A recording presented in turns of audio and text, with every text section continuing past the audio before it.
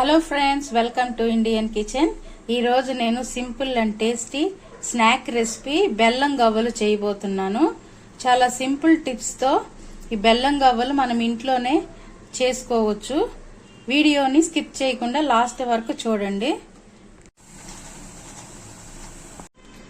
బెల్లం గవ్వలు తయారు చేసుకోవడం కోసం ముందుగా ఒక బౌల్ తీసుకొని దీనిలో ఒక కప్పు గోధుమ పిండి, అలాగే ఒక కప్పు మైదా పిండి వేసుకుందాము. ఇప్పుడు దీనిలో 2 స్పూన్లు సూజీ రవ్వ, బొంబాయి రవ్వ అంటారు కదా, అది వేసుకుందాము. అలాగే దీనిలో 1/2 టీ స్పూన్ బేకింగ్ సోడా, చిటికెడు సాల్ట్ కూడా వేసుకొని ఈ పిండిని ఒకసారి బాగా కలుపుకుందాము.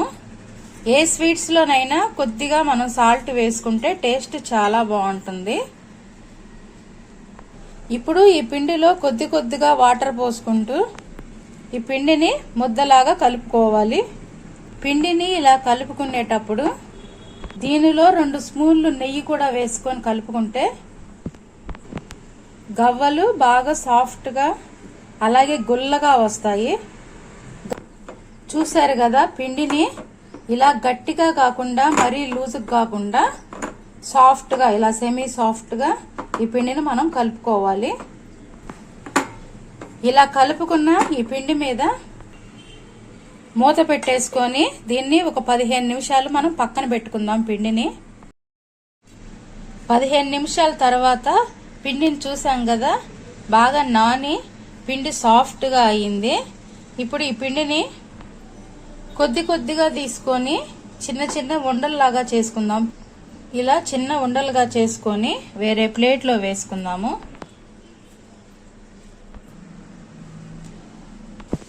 ఇలా పిండి మొత్తం ఉండలుగా చేసుకొని ఒక ప్లేట్లోకి తీసుకుందాము.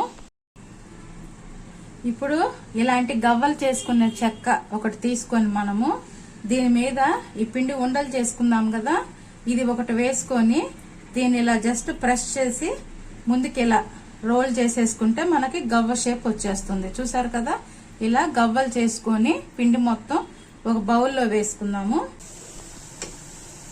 చూడండి, గవ్వలన్నీ ఇలా వేసుకొని వీటిని మెల్లగా తిప్పుకుంటూ బాగా బ్రౌన్ కలర్ వచ్చేంత వరకు మనం వేయించుకోవాలి గవ్వల్ని. చూసారు కదా, గవ్వలు బాగా వేగిపోయి మంచి గోల్డెన్ బ్రౌన్ కలర్కి వచ్చినాయి. ఇప్పుడు స్టవ్ ఆఫ్ చేసేసి ఈ గవ్వలు మనం వేరే బౌల్లో వేసుకుందాము.